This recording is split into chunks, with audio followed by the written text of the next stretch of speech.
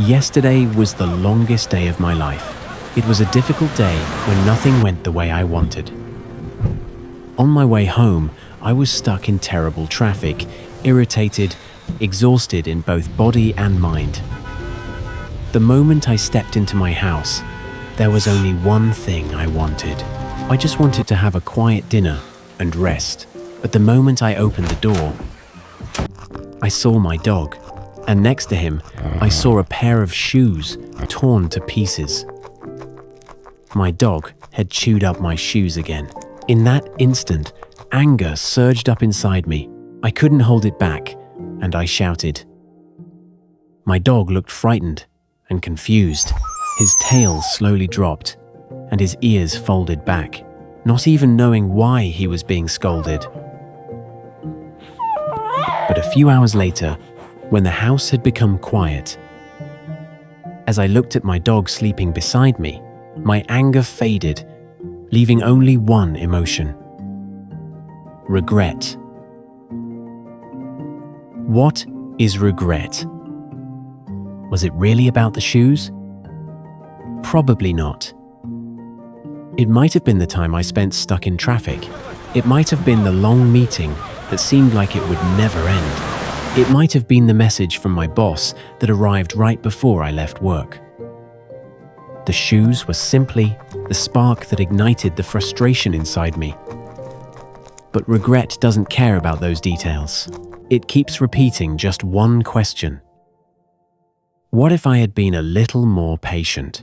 What if I had just smiled and cleaned it up? What if I had hugged my dog first? People replay moments like this again and again, and each time, the past hurts us all over again. The Stoic philosopher Seneca once said, "We suffer more often in imagination than in reality." That is exactly what regret is. The Stoic philosophers had already found the answer 2,000 years ago. Today, among their wisdom, we will talk about 3 ways to deal with regret. First, focus only on what you can control. Look at the dog again. He is sleeping peacefully, as if what happened earlier never even existed. Animals live in the present. They don't replay yesterday, like an old video. They don't worry about tomorrow in advance. Being in a warm place at this very moment is enough.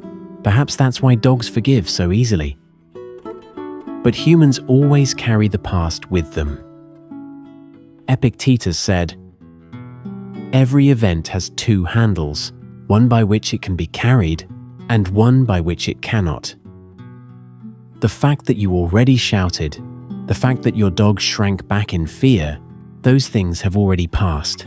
They are the handles you cannot carry. But this moment, right now, sitting quietly beside your dog, gently stroking behind his ears, those are handles you can still hold.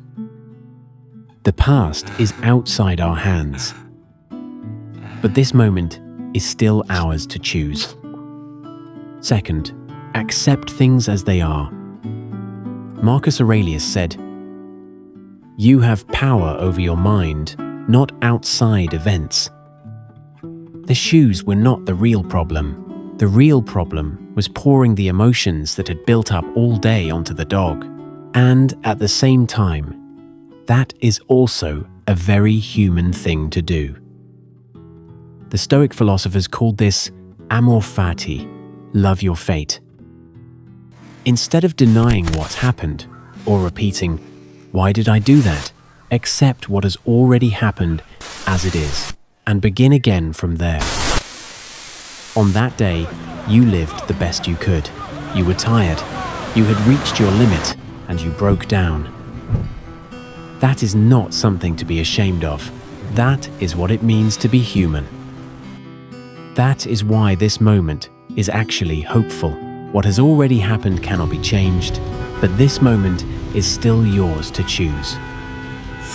You can kneel down, slowly stroke the back of your dog's head, and say this: "I'm sorry." Third, imagine the worst-case scenario. So, is it impossible to eliminate regret completely? The Stoic philosophers left us another piece of wisdom. Seneca said, "We should consider in advance all the hardships that may come to us."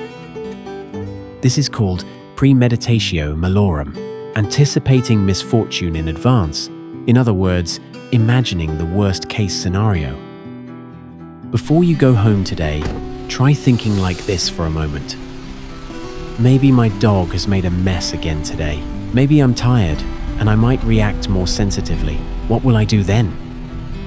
When you have imagined it beforehand, you are not surprised when it actually happens. And people who are not surprised do not explode. And people who do not explode have fewer things to regret. Regret is not the end. Perhaps the next time your dog chews up your shoes again, you might pause for a moment. At the very moment when anger begins to rise, you may remember your dog sleeping peacefully tonight. And you might smile. Regret is not a story about the past. It is a story about how we choose to live now. Do you also have something you regret?